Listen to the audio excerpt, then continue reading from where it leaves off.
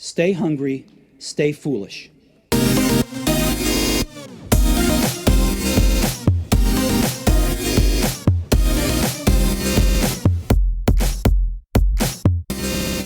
This show is brought to you with thanks to Microsoft for Startups.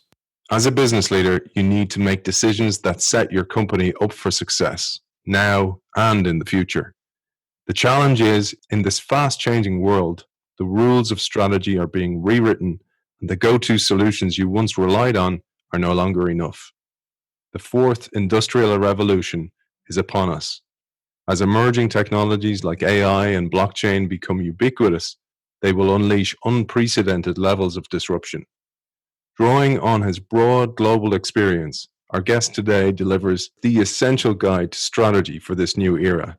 His clever framework will help you understand the deep strategic drivers of the fourth industrial revolution, reflect on how they affect you and your business, and respond effectively. If you're ready to fulfill your potential as a leader and create a future-ready business, it's time to get clever. We welcome author of Clever, the 6 strategic drivers of the fourth industrial revolution, Alessandro Lanteri. Welcome to the show. Thank you very much. Thank you for having me. It's great to be here. It's fantastic to have you on the show, Alessandro. As a professor of entrepreneurship, executive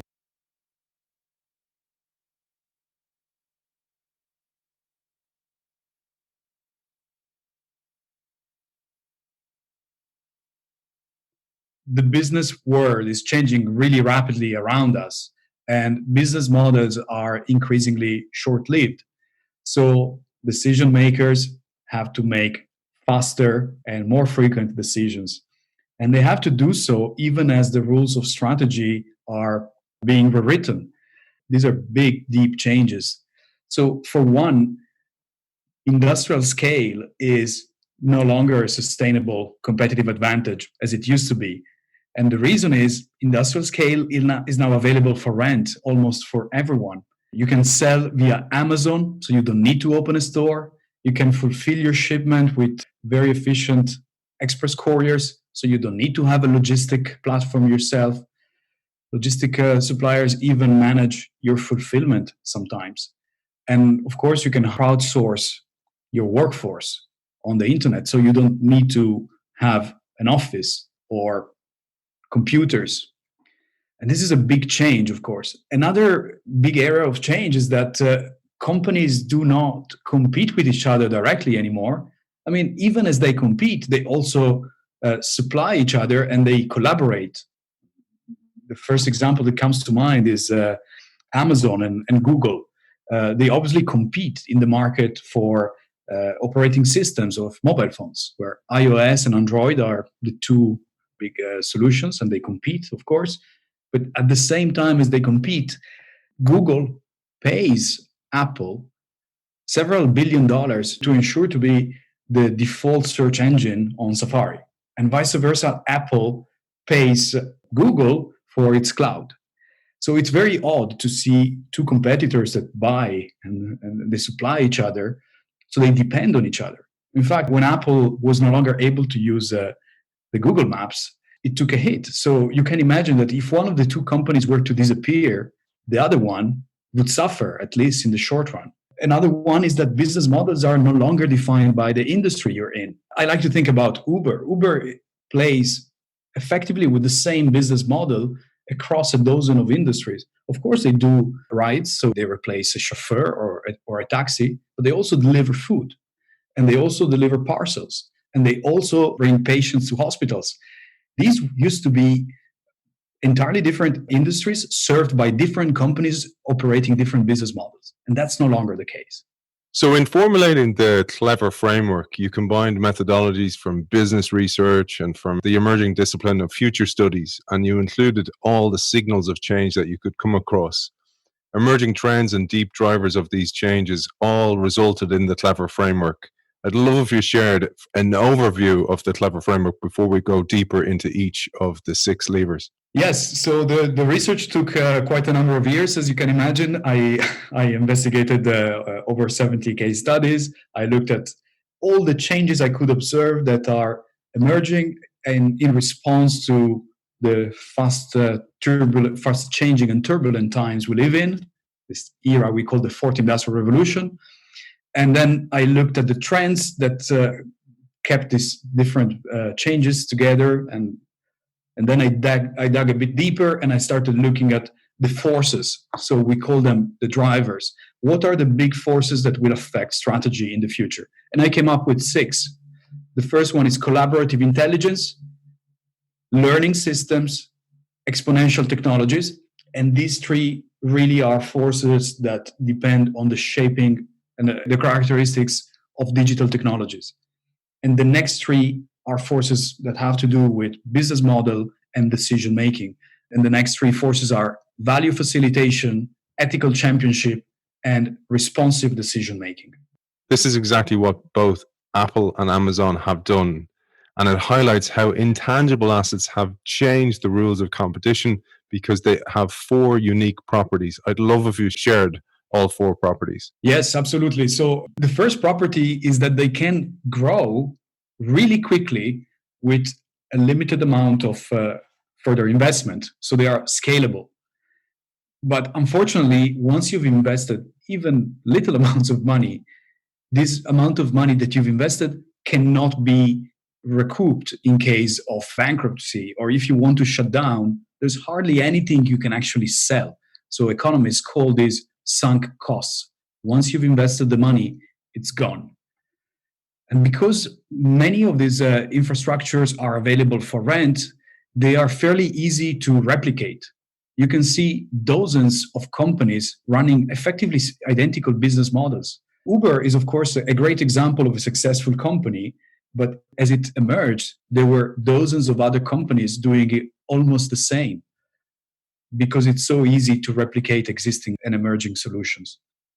But then, in order to protect your business, you have to find the right balance among different elements like your brand power, some patents, and especially in this time and age, the way you collect and you use proprietary data. So these are the 4 characteristics: scalability, investments are sunk costs, easy to replicate, and you can protect them through complex synergies of different drivers of value. I think it's really important to understand that and to get a grasp of it, like you do in the book. You give deeper descriptions of the industrial revolutions that came before this 4th industrial revolution. You say, in an industrial revolution, the manner in which value is created fundamentally changes in response to substantial technological development. The previous methods of creating value rapidly become obsolete, and new business models and organizations soon emerge. This shift drastically alters how our economy functions on every conceivable level. The businesses that actively respond to and embrace the new opportunities resulting from this change achieve success, while those that stick to the old ways tend to go out of business. Now, let's use that to give a top-line history of the previous 3 industrial revolutions and how they impacted society. Yes, excellent. So towards the end of the 18th century, that's when we experienced what we now call the first industrial revolution. Of course, at the time it was called just the industrial revolution because we didn't know there were going to be more. The big technological change that emerged, the new solution was steam power. And steam power powered large machines that made mass production possible. And in order to put together the huge investments required and to exploit the possibilities of this technology, very large organizations emerged effectively for the first time in the economy. In the past, we had large organizations, but mostly around the army or the management of the state. But business-wise, this is the first time we have large organizations, really. And that led to division of labor. And for the first time, we also needed someone to tell others what to do. And so management was born for the first time. In fact, probably almost everything we know in the discipline of business management and leadership somehow dates back to those days. Now, about a century later, at the end of the 19th century, we had what we now call the second industrial revolution, made possible by electrification. The big change between the first and the second, technologically speaking, is that with steam power, you can have a lot of energy in one place where the steam engine was, and then you had to transfer this energy throughout the building or throughout your factory.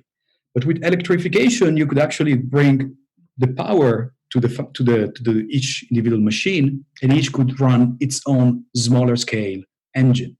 So that made it possible to distribute production in a different way. Assembly line became possible for the first time. Now, for the first time, we started seeing that entire systems of production could be split into different tasks, and these different tasks could be coordinated smartly. And that was the job of managers. It evolved that way, and this is the era when we see the emergence of what we call scientific management. So designing a flow of work and activities designed to maximize the output, so create efficiency. And then towards mid to late 20th century, we had the third industrial revolution, which is perhaps what we're still experiencing. We're probably at the end of that. And this is when the discovery of the transistor first made the computers possible.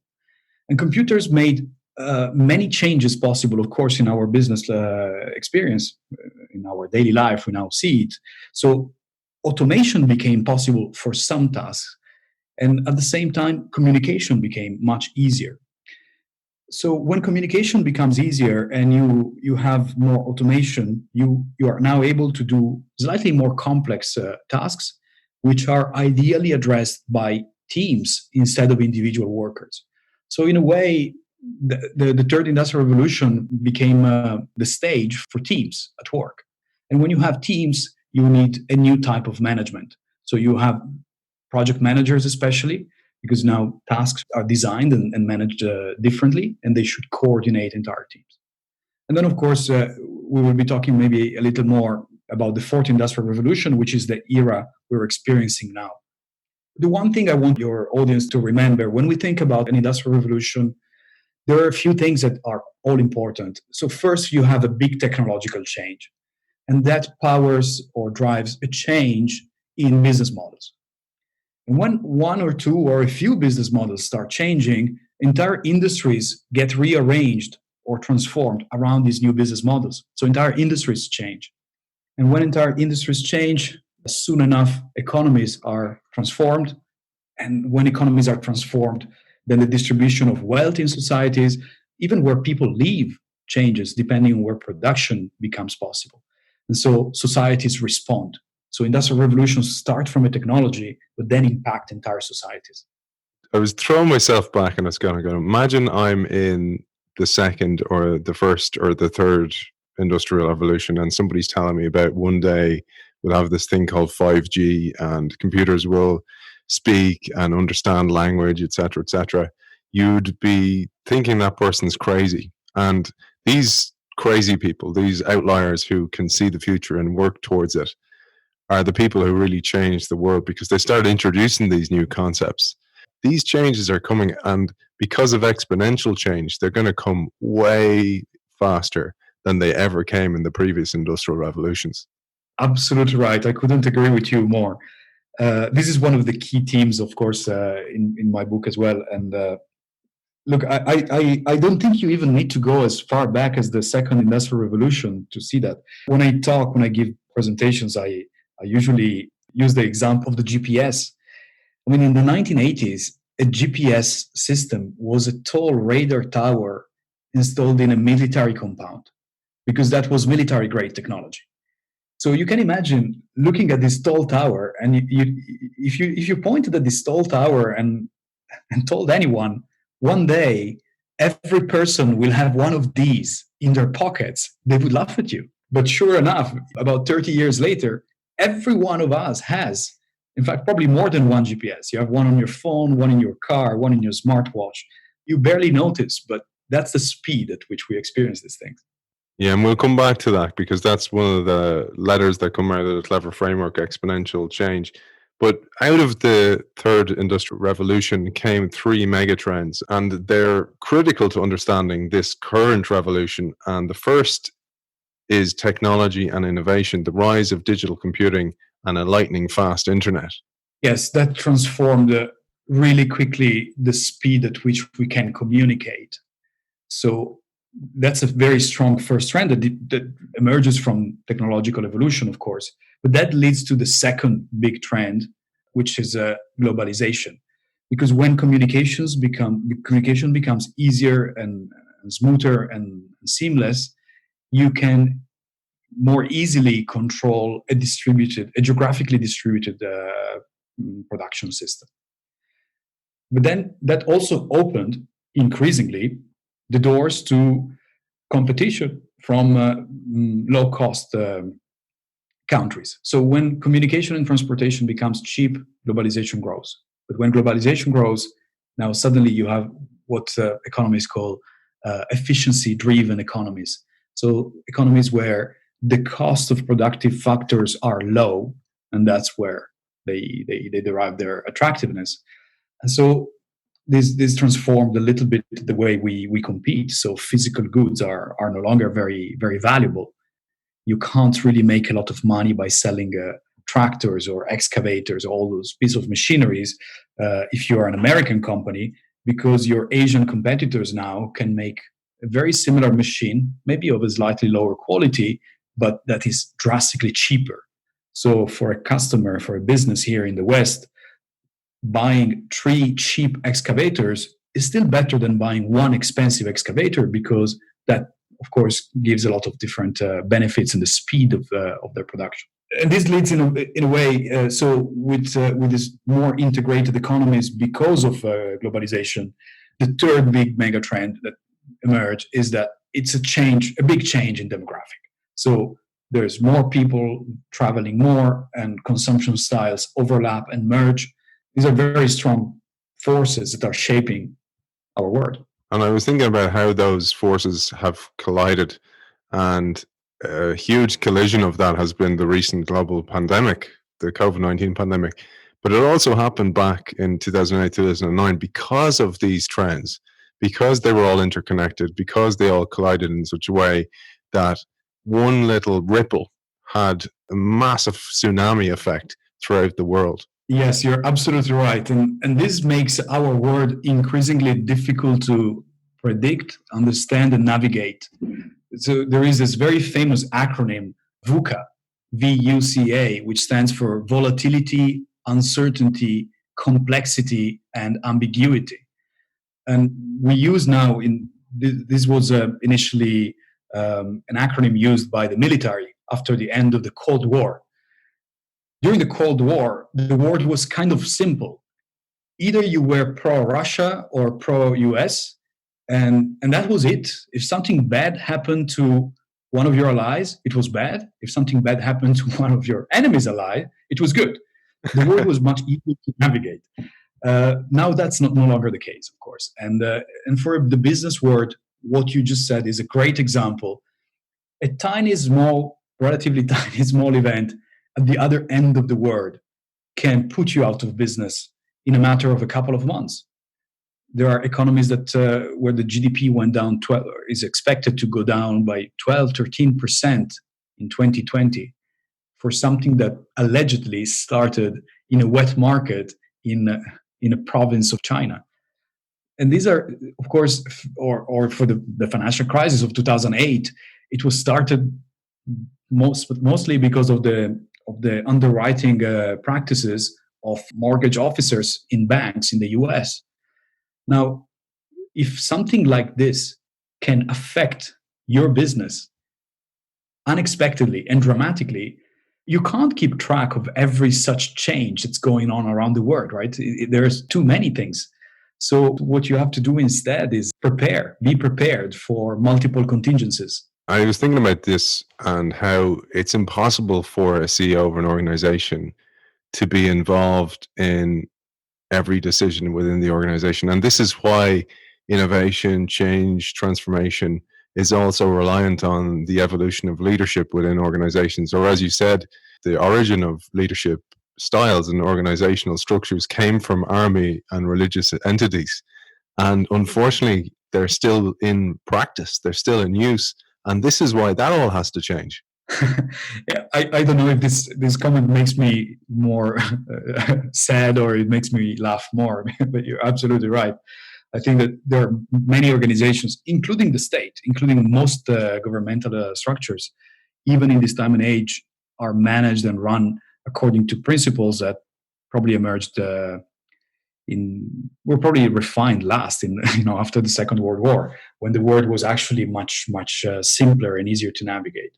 There is an expectation that you could have a hierarchy where the person at the top eventually determines decisions and strategies, whereas, as you correctly said, this is no longer possible. So but leadership is in fact changing and trickling down and permeating organizations in various ways. uh, One of the examples I find the most fascinating in this respect is the example of what we call DAOs, or decentralized autonomous organizations. For those who are not very familiar with this, if you're familiar, for example, with Bitcoin and blockchain-based solutions, one of the interesting elements, among others, but one element worth pointing out, is that these are organizations which affect lives and they have economic impact. They do not have a CEO.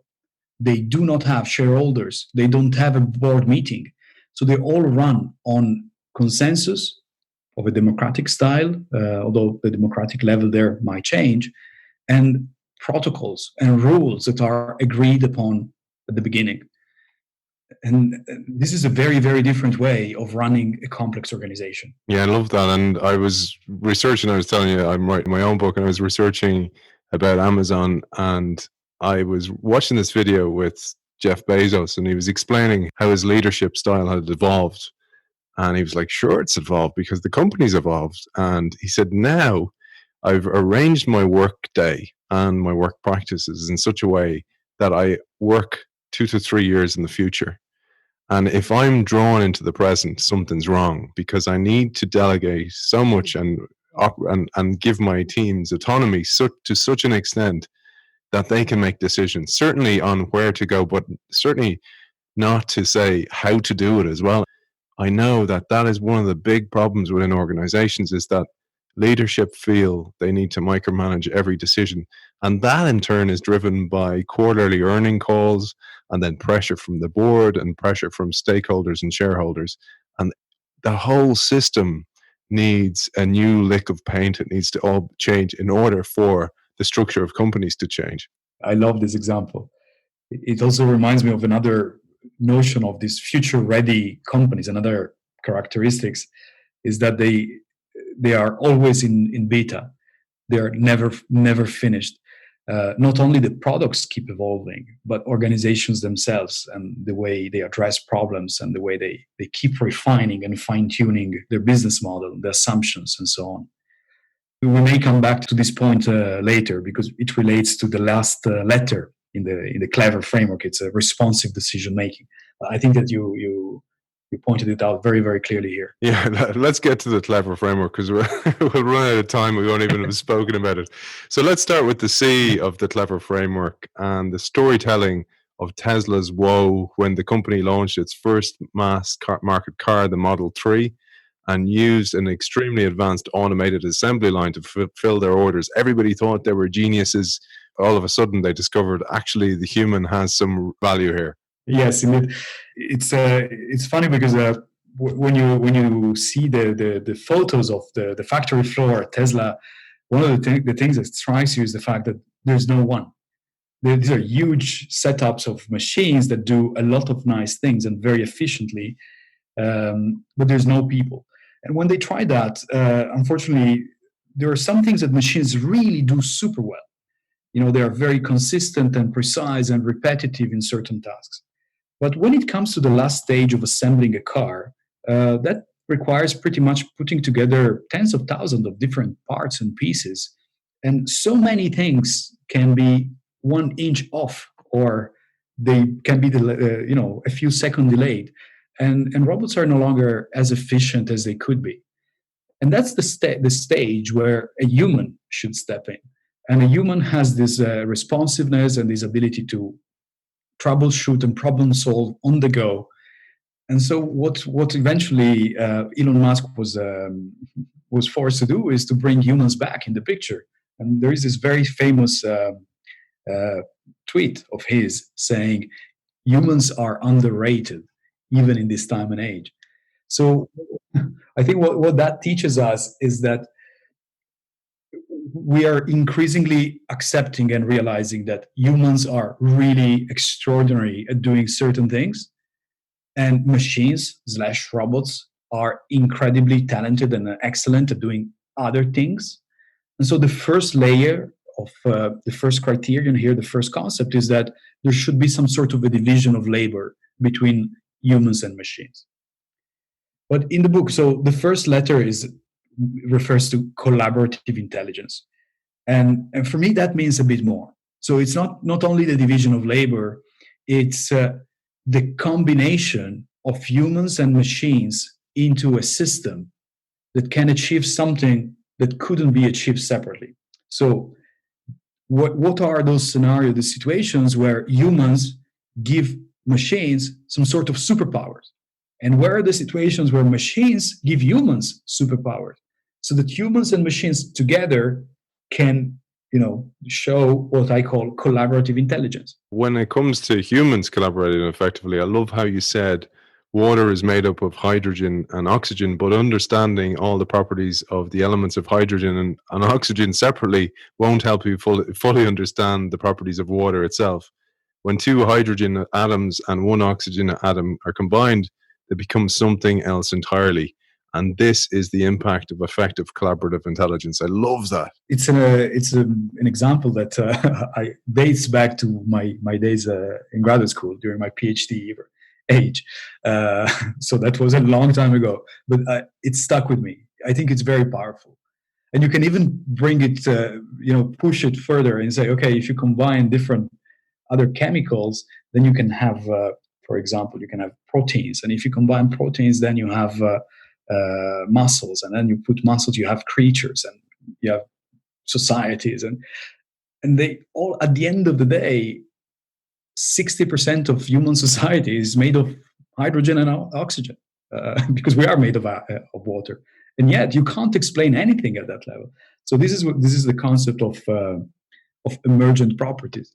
So when you combine two elements or more together, they become something new and something different. And I think that humans and machines are actually going precisely in that direction. And we don't understand them yet. I don't think that we have the sophistication to understand that. One of the big challenges is that, as you were saying earlier, the organizations where we work are still managed based on the knowledge we had. So you can imagine jobs, job descriptions, job assessment. These are tasks performed by HR. And HR doesn't necessarily understand enough to redesign. I was thinking of that emergent properties thing, and I remember there's an artist I love, a guy called Olafur Arnalds, and he's a pianist, and he is also part of the band Kiasmos. And he and a friend developed this algorithm, and the algorithm picks up when he plays a note, and then the algorithm is actually in two other autonomous pianos, if you want to call them that. And the reason he says he does it is because when he plays a note in music college, you're taught that this note goes with that note. It forms a paradigm for how you think. But when you use it with the algorithm will bring him in a totally different direction that he never had thought of before. And I thought it was such a beautiful way to think of the utopian view of where symbiosis, in a way, with computers or collaborative intelligence can bring us to somewhere totally emergent, totally new, and somewhere where it frees us up to do more collaborative thinking, more strategic thinking, solving bigger, more complex problems. I find this example excellent. I want to check him out now. I'm his manager. That explains it all. You could see that in a different way, in a different form, but there was this incredibly influential and very important example of AlphaGo developing an algorithm that plays this ancient game of strategy, Go. where humans had dominated forever because it was too complicated to be replicated to be played by machines. But DeepMind developed a set of algorithms, and AlphaGo learned how to play in a way that's not only better than the way humans play, it's effectively different. So Lee Sedol, the at the time in 2016, if I remember correctly, the reigning champion of Go, uh, played this incredibly important game with the algorithm, and he lost. But after losing, he also commented that the way the machine approaches the game of Go and some of the decisions it makes are qualitatively different from the way humans makes the same similar decisions. And I find this also inspirational and fascinating. There are a few more examples. Another one I really like is the what they call freestyle chess tournaments, where you could play as a combination of humans and machines, and so software. So you could play as a team, and it could be one or two humans using software together to play against someone else. And it turns out that in those freestyle tournament, it's not the best computer that wins, and it's not the greatest grandmaster that wins.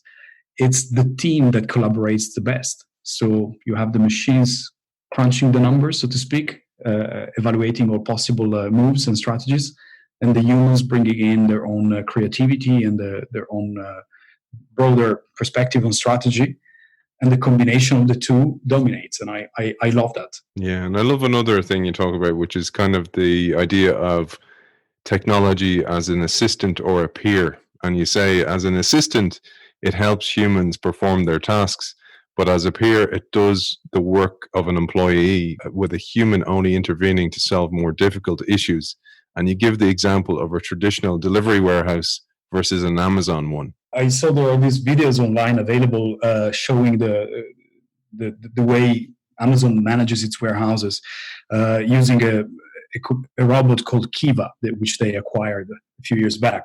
So it's very interesting because instead of sending humans around the warehouse to pick up the items to assemble a package for shipping, it's actually the robot that brings the shelves to the human so that the human doesn't make a mistake. So the human effectively just picks the item from a shelf and puts it in a box. I have a little anecdote, something that happened to me a few years back. And at the time, I was completely shocked and I had no idea what it meant. And now I understand it. And I find it even more fascinating. It doesn't happen very often, but I received the wrong shipment from Amazon. It might have been that one time. It was the wrong book. So I sent an email to them to mention that I had received the wrong book. And they returned to me and they asked me only one question. And the question was, what is the weight of the book? Wow. And I was absolutely speechless and I had no clue what's going on. And then later I've learned that after a package is ready, there is quality control. And in a traditional human-led organization, quality control is made by a human who opens the box and checks, making sure that everything is there. But what Amazon does, it weights each package. And they determine whether the weight of the package is within a range. So if it's in the right range, the package is approved and it's shipped out.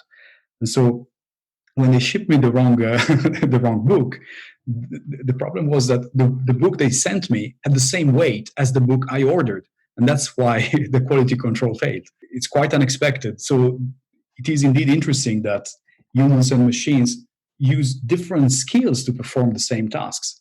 And you could really have someone else do part of your job.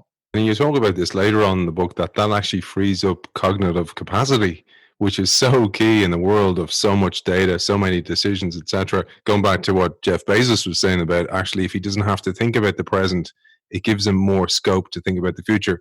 But I wanted to talk about one thing, because you really highlight this is going to be a huge leadership challenge in the future. And I wanted to let you know, we had Charles Handy, the great business thinker, great thought leader, on the show earlier on in this year. And he highlighted the difference between leadership and management. And he said that leaders lead people, but managers manage things, processes, etc. And in your book, you see machines as managers, which leads to a dilemma. There is no notion of leadership or team management that trains us how to coordinate the human and the machine, which is the dilemma that you talk about, a huge leadership dilemma, because that is a total paradigm shift for the future. Yes, I think that this is incredibly difficult to grasp and to manage. Look, you don't even need a very smart machine to manage a human. There are some systems used for call centers, which help call center operators deal with customers, especially when they speak English to each other, but English is not the native language of either of them. And so it's difficult to capture the nuances of a frustrated customer and how he's feeling when he's complaining, and decide what's the right answer. So there are some of these softwares available now that analyze the voice, the sound, the frequency of the voice, and they interpret it and they determine the emotional state of the client complaining. And so based on that, they recommend to the operator a number of sentences that he could try and say to manage the situation. And it's obvious that, I mean, there's a selection, or there's 2 or 3 options, and so the operator reads one of those. But at the same time, machines learn, and the next time a similar situation presents itself, the machine will no longer recommend 3 options; it will only recommend 2, because one is obviously inferior. And then the next thing you know is the machine will only recommend 1. And then when that happens, it's almost as if the human is the assistant of the machine. The machine makes the decision and tells you what you have to say. And then machines are increasingly used to assess performance. They're also used for recruitment purposes. We have remote interviews performed by AI these days. So I believe that this is a huge change. And combined with the notion of collaborative intelligence we were discussing, how do you put together two co-workers with such different skill sets, the machines and the humans, who also don't communicate naturally to each other? So if your boss tells you to do something or gives you feedback, you may still have a discussion. You can disagree. You can learn from him. But when a machine tells you what to do or says your performance is 3 out of 5, it's very, very difficult to receive that feedback or to receive that order without being able to learn from it or respond to it.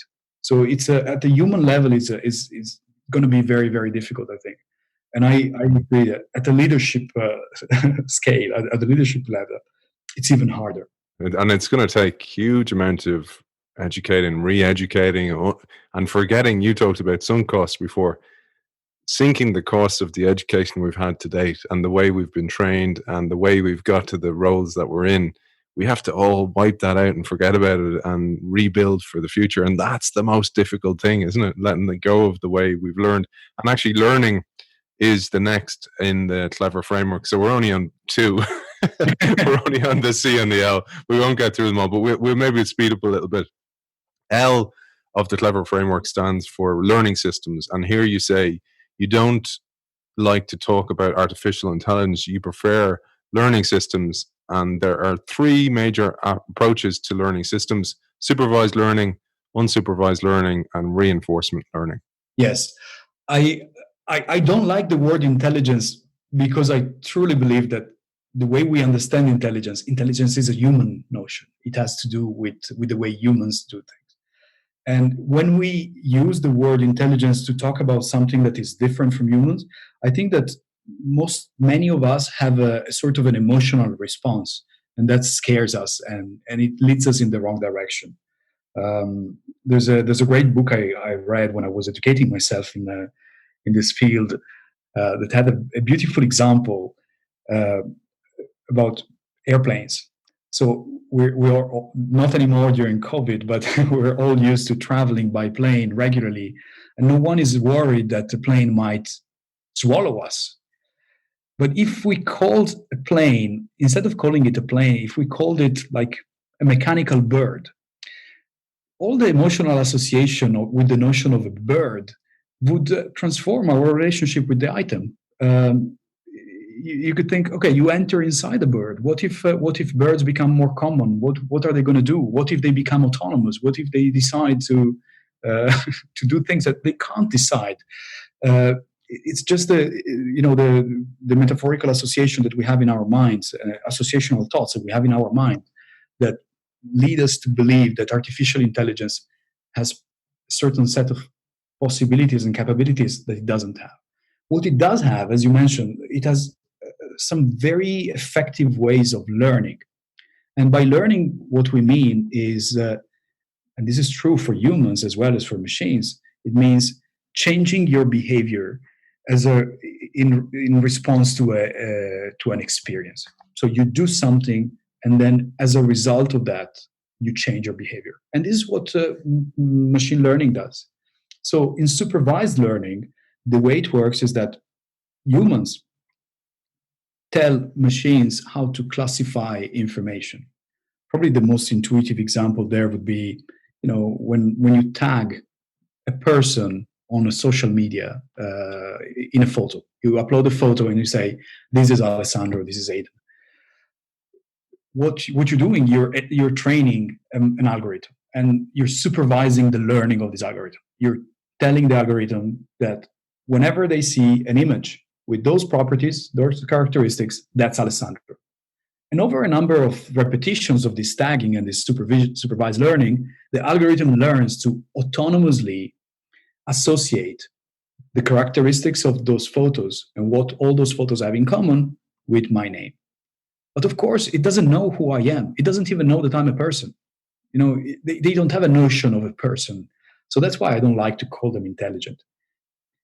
Some of the things they do, however, are incredibly fascinating.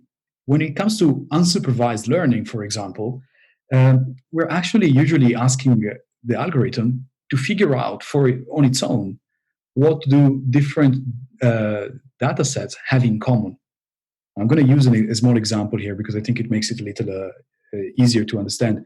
So instead of telling the machine what to look for, we let it do it on its own.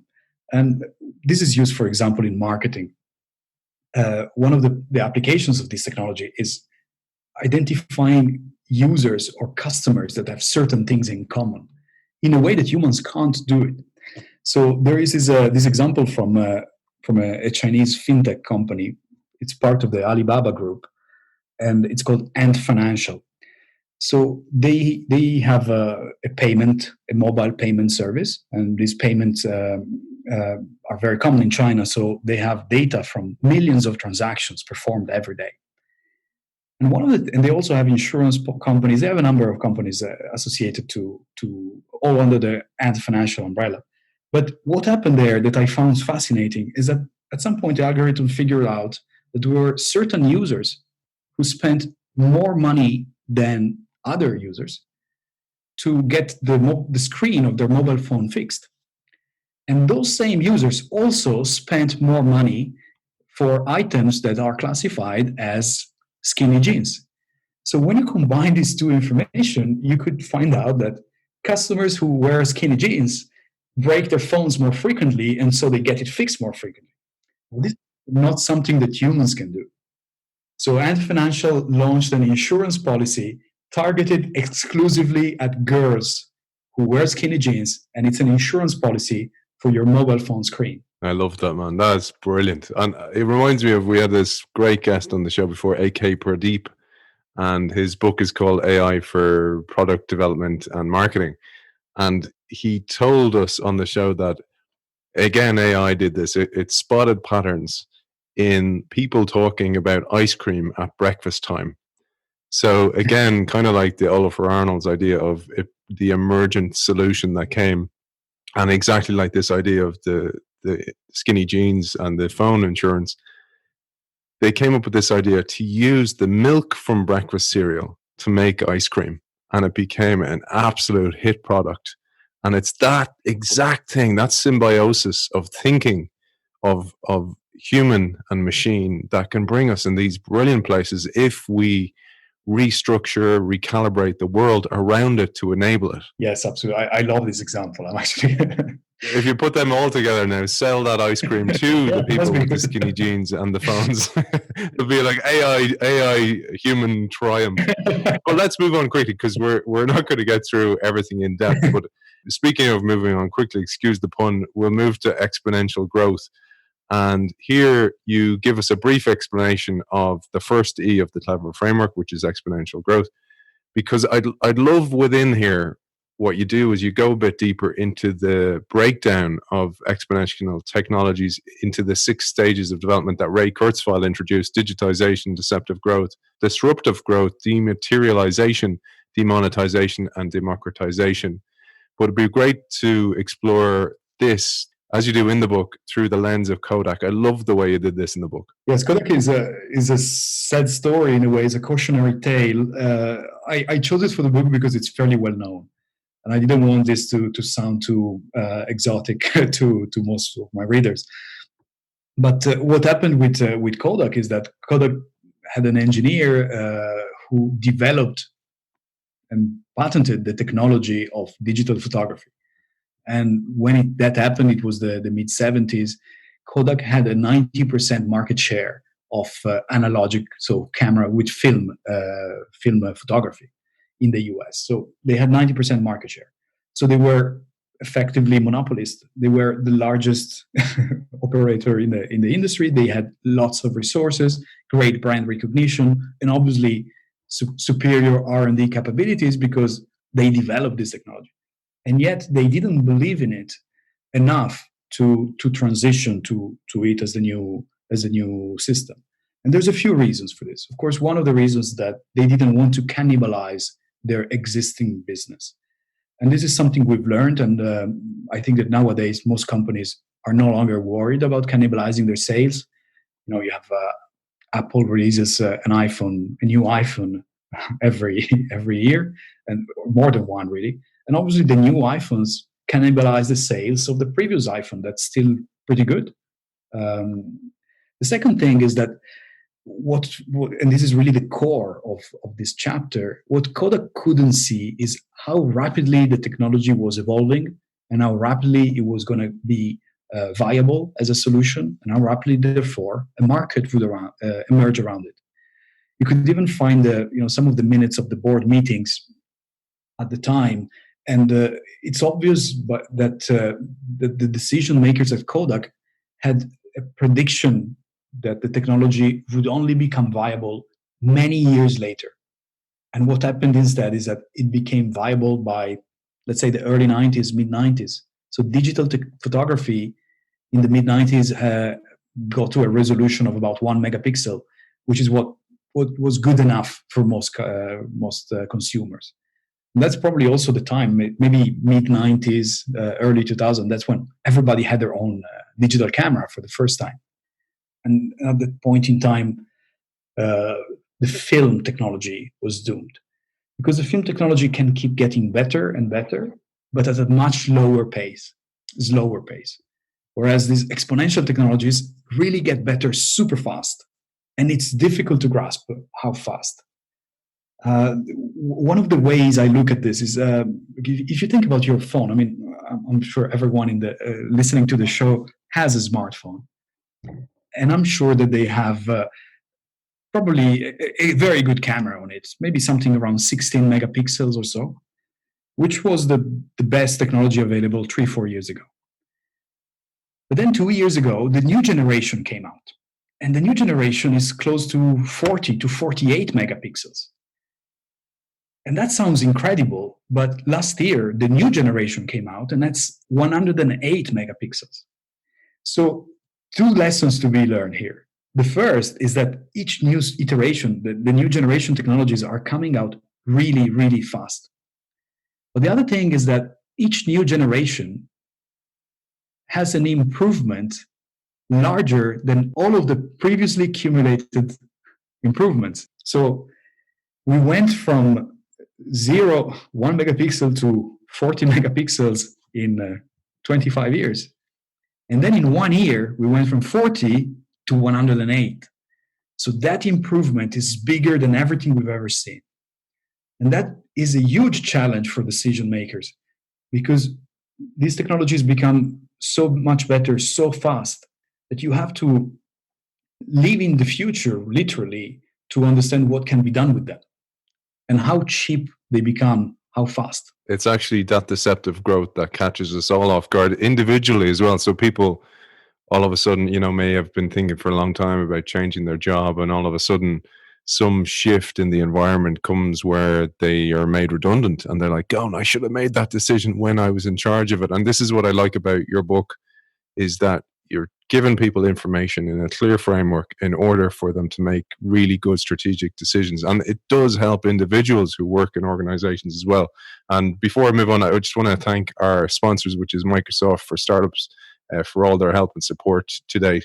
I was thinking about this idea of exponential growth, Alessandro, and I saw this, and you probably do as well, with Alexa, Cortana, and Siri, and these are voice assistants, where most people try it and see it as a kind of a trivial thing for children to play around with, or maybe something to use for simplify, like turn on a plug or a light or the radio or play Spotify, whatever it might be. And they dismiss it quickly as being not very effective or not very advanced. But meanwhile, it's actually advancing at an exponential rate in the background. And all of a sudden it reemerges. And one of those technologies that you point out in the book that went through a similar cycle, that because we heard all the hype about this before in the past, was 3D printing. That this is this thing, this great thing. And some people will have bought them little 3D printers at home, but again, see them as kind of trivial toys or kids' toys or novelties in some way. But 3D printing is going to have a massive effect on the world of production and industry and business in every aspect, because it totally interrupts the supply chain and moves us towards more needing platforms than actually providing physical products themselves. It is a great example of what we call as a category, like immersive technology. You mentioned this earlier. So, these are technologies where we interact with them in a natural way for humans to do so. So instead of having to learn how to type certain commands on a keyboard as we used to do in the 80s, instead of, now when we use a computer, we drag a mouse, we click on an icon, which is more intuitive, but we still have to adapt our behavior to the user interface of computers. What, for example, augmented and virtual reality is doing, and what these conversational technologies are doing, they are learning how to communicate in human way, in a more human way. I think this is a huge change. One of the things that you already highlighted earlier is that it decreases the cognitive effort for humans to use the information. So imagine when you do a search on Google, you have to choose a number of things and you have to read instructions and then you have to act on them. Instead, with these conversational platforms, you can just tell them what to do. It's faster, it's more spontaneous, and it comes naturally to many of us. And when it comes to 3D printing, I don't know how much it's going to change the world economy as we know it, but I think it's going to be really dramatic. I'm not going to say the name, but I've done some work with a very, very large producer of high quality aluminum, and so they make the aluminum we have in premium cars, in the airplanes. And one of the things that seems to be problematic for a company like that is that 3D printing will not only change the way we manufacture parts, but it's also the materials we use. Now, aluminum is a great material because it's cost effective. But there are materials like titanium, which are superior to aluminum in almost every way, but they're too expensive. One of the characteristics of 3D printing is that it almost eliminates waste.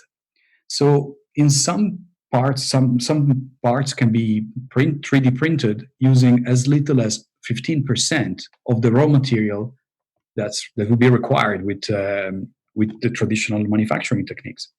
So suddenly, if you have an 85% saving on the raw material, you can probably transition to a new type of material. You can now use titanium because you need so little of it. So many things are going to be transformed, and I completely agree with you. And then, of course, logistics will change. We no longer need to manufacture things and send them. You can just 3D print them closer to the point of use.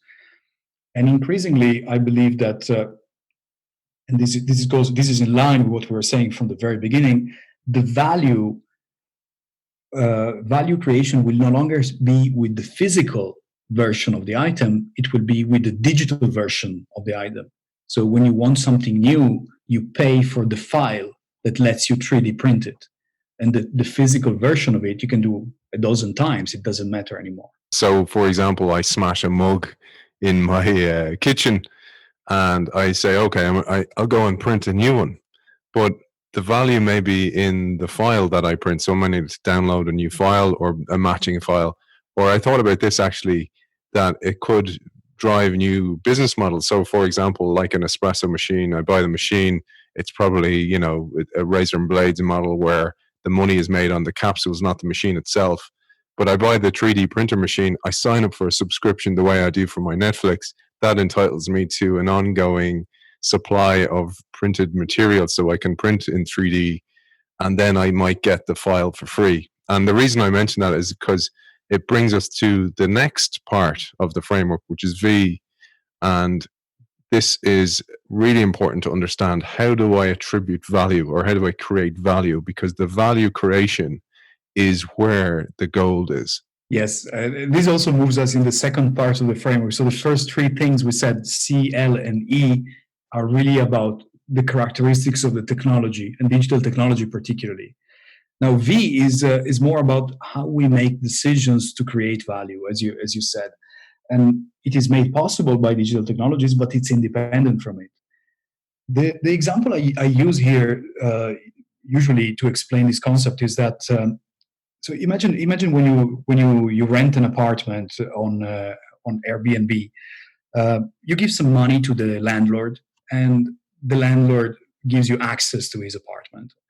And for you as a tourist, as a host, as a guest, the ability to use the apartment is worth to you more than the money you give. And to the landlord, it's the opposite. The landlord values the money more than the apartment. So in this exchange, you create value. There is a bit extra value for me because I have something that's worth more to me and the same for the landlord. What's interesting, however, is that Airbnb doesn't really do any of it. They don't have apartments. They don't rent apartments. What they do is they facilitate all of those exchanges that actually create value. That's why I talk about this approach, value facilitation, rather than value creation. Many people talk about this they refer to this as platform models.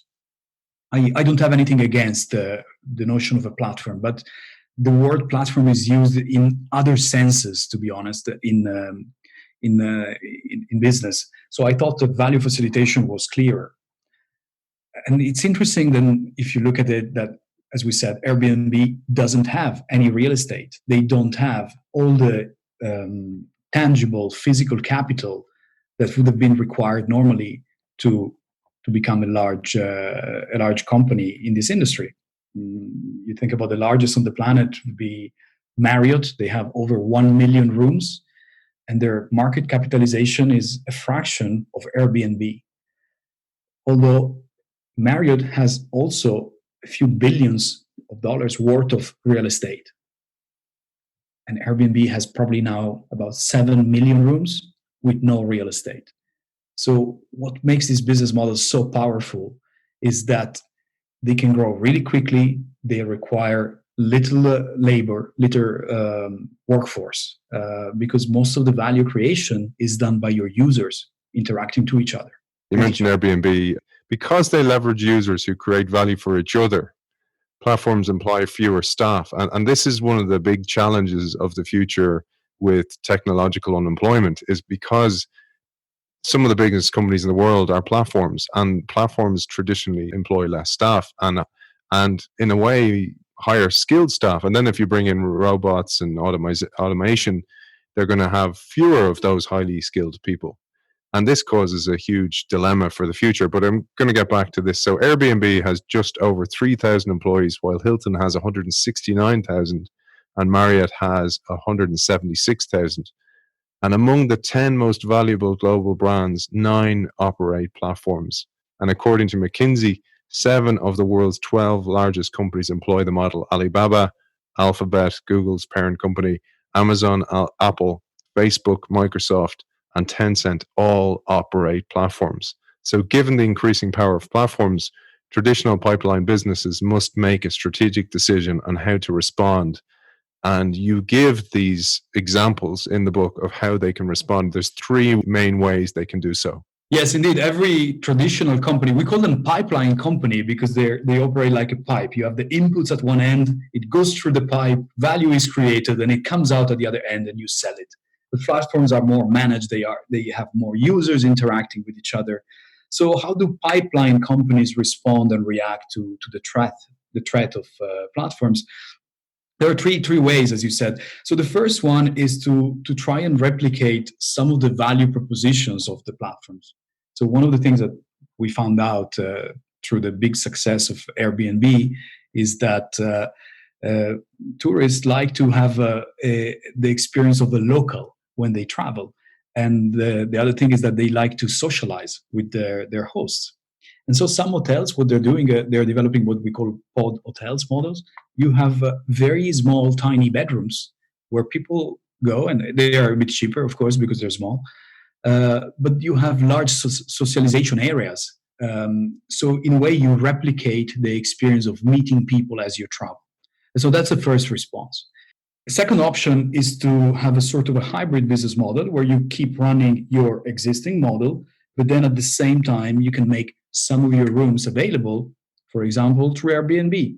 There are boutique hotels and small hotels that are doing that. So they become more hybrid. And the third option is to try and become a platform yourself. So to embrace this business model completely. I think one of the great examples here is the example of John Deere. They traditionally manufactured farming machinery, and you can't think of anything more pipeline than that, right? You have raw materials, labor, capital, machines. You do your magic, and at the end you have a tractor. What they managed to do, however, was to install sensors on all of their machines. And these sensors let machines gather data and communicate data. And so they're slowly transforming into a farming management system where you can connect a farmer with an agronomist. You can connect the weather forecast information to the farmer on the ground. You can have all sorts of data gathered across the United States, so you learn a lot of information from all sorts of sensors, planting all sorts of different plants in different conditions and learning from it. And then you provide that advice to all of the actors on the platform. So I think the John Deere here is probably the most advanced response you can see in this domain. And it's kind of surprising because, as you said, there are these very large corporations running a platform business model. And yet, I think if I remember the figures correctly, less than 3% of the world or of the companies on the planet are doing the same thing. And this is very surprising, and I don't think it can last very long. Yeah, and like you said, business models are not set in stone. And it reminded me of that, the reason I brought up Jeff Bezos saying that his leadership style evolved because the business evolved, but so must your business model. And they need to evolve as the company grows and external conditions change, moreover. But the great example you give is Microsoft's LinkedIn and how that business evolved as the user need evolved, as new market conditions evolved, etc. And they came up with total new products. Yes, indeed. So LinkedIn started as a platform where professionals could post their CVs, so to speak, and interact with each other. But as soon as you have a number of professionals meeting all in the same place, that place becomes incredibly attractive for recruitment. So companies looking to hire these professionals, and that changed the nature of the platform. So suddenly, you had someone willing to pay in order to be part of it. And when so many companies and professionals started interacting on that platform, then there were additional service providers who were attracted to it. For example, companies selling consulting services or training services. Now, LinkedIn is developing its own learning platform because it saw the incredible attractiveness of this synergy, of offering training. And so, in a way, LinkedIn is evolving both as a platform but also as a pipeline business, so to speak. So they create new services made possible by the platform. And again, having the mindset open to spot those opportunities is one thing, and then having the leadership that will back those ideas is a totally different one. We're going to finish up with the last two, very briefly, the last two letters of the Clever framework. E is ethical championship, and the or then is responsive decision making. Maybe you give us a top line on both of those, Alessandro. I'll keep this very short, but you're right. So ethics is incredibly important for a number of reasons, and the book explains them in greater detail. But it's both a driver for value creation, and here I think about all the businesses with purpose. There is a great example of Unilever's brand Dove, and a few more.